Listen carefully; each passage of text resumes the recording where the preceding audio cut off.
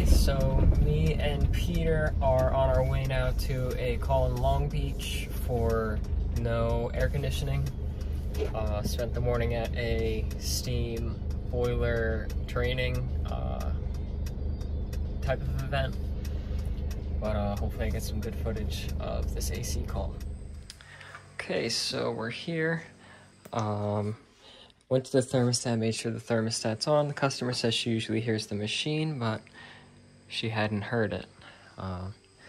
First thing I see is that this switch is off right here, and this switch does in fact go into the unit, so let's turn that on. See how it runs. Make sure it's cooling well. Make sure that everything amps out okay. Condenser comes on. Check our filter, which we need to replace that for sure. Any filters around? No filters. Let's see, I'll ask her. But so far, so good. Getting cold on our suction line.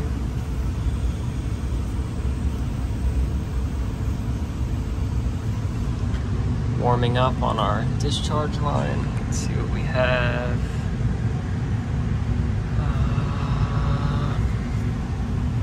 Don't see the refrigerant. It's 2008. Oh, R410A, Peter pointed it out. Okay. Now it is a little bit cooler outside today too, but we'll pull that filter out, see if she has replacements, and get to testing. And that is one nasty filter. Okay, and here's that dirty filter. They did have one new one left, so I'm gonna slide that in there. And Peter's taking a supply temperature reading, and our return temperature will just be the air in this general location because it's pulling out from there. Okay, here's our supply air from this register, and we'll let this go up to read our return.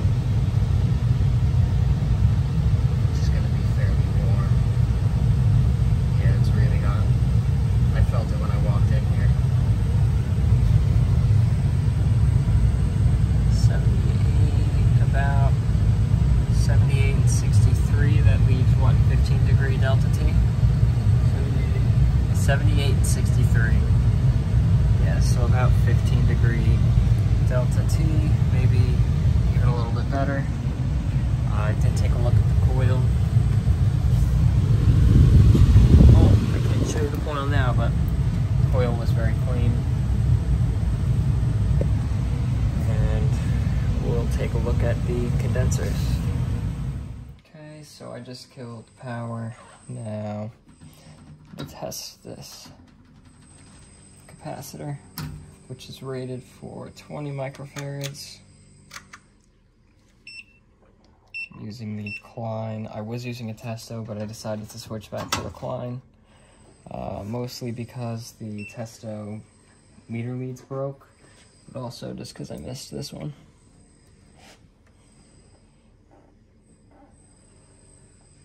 $19.8, so we are good and within range. We don't need to replace that.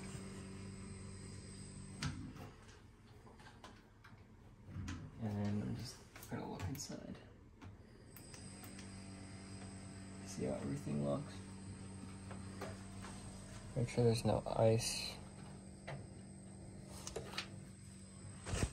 But everything looks to be working perfectly.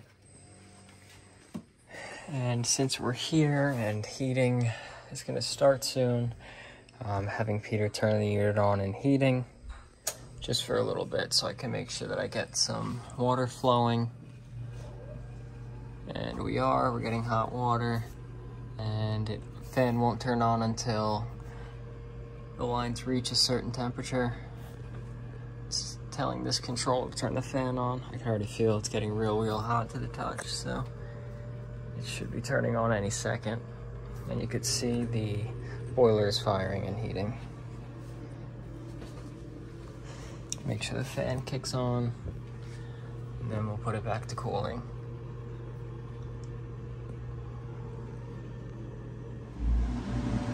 Okay, and our fan just turned on, so we will go ahead and put this back into cooling.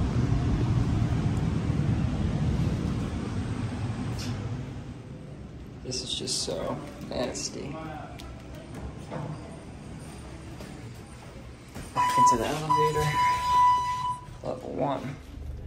Okay, so that is it for this call.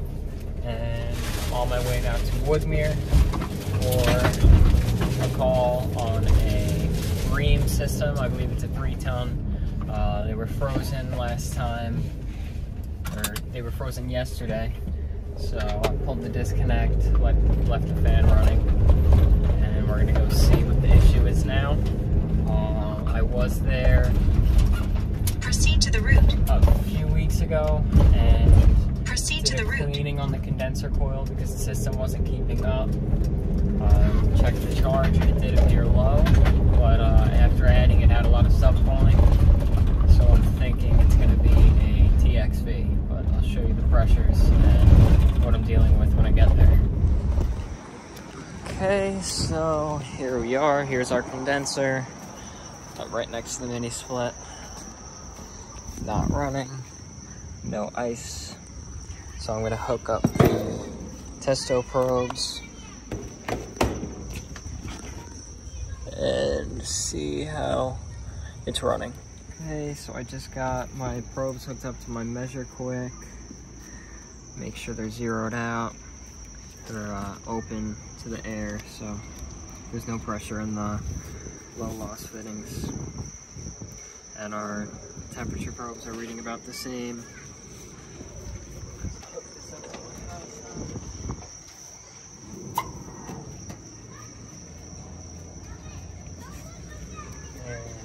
One up to my low side.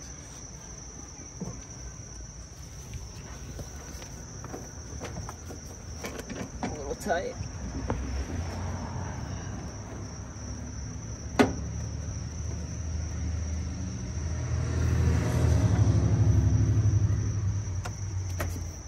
And temperature clamps.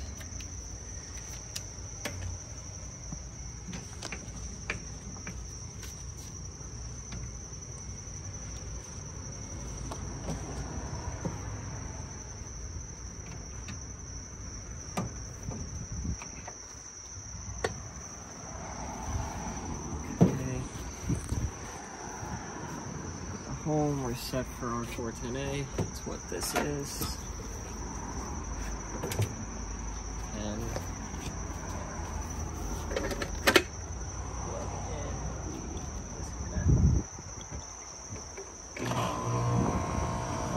it's an ECM motor, which is why the fan didn't start immediately.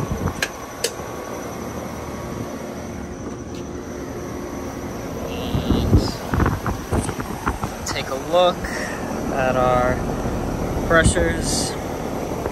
See, we're getting low on our low side already, but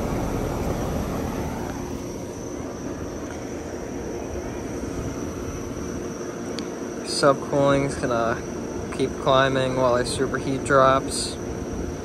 So we'll let this run for a little and see what happens.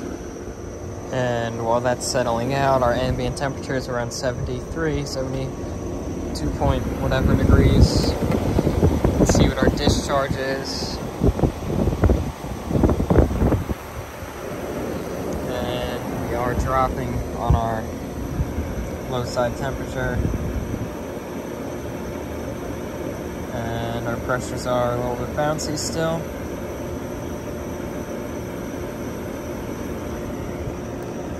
But subcooling is decently high, and our superheat is decent.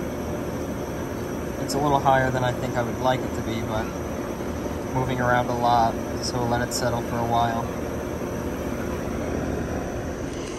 Okay, now I know that the inside coil is at 36 because I was just there, and looking at the pressures, our subcooling is at about 16, our superheat's at 19, but our high side pressure is roughly where it needs to be, and our low side's pressure is pretty low. If we go over to our high side, gross check is 269 and 131. You can see we're at 111, 112 with our 269. But our subcooling should be at about 7 degrees. And you can see we're at 17 and goes up higher, goes a little bit lower, but that to me looks like TXV. Okay, so it's been, I mean, like 20 minutes, and you can see we're staying about the same. So I did go ahead and call for pricing and availability on the TXV, and we'll see about replacing that. But if you guys have any input, please leave it in the comments, or any advice or criticism or anything, what you think it might be. But looks like that's what we're going to be doing. Okay, so we finished up with that call. Now we're actually on our way home, but we're going to stop and pick up that TXV, and hopefully we'll install it this week. But that's going to be it for this video. Hopefully you enjoyed watching. If you did, like the video, comment any advice or criticisms or feedback or input, and like the video. Thanks for watching, and subscribe.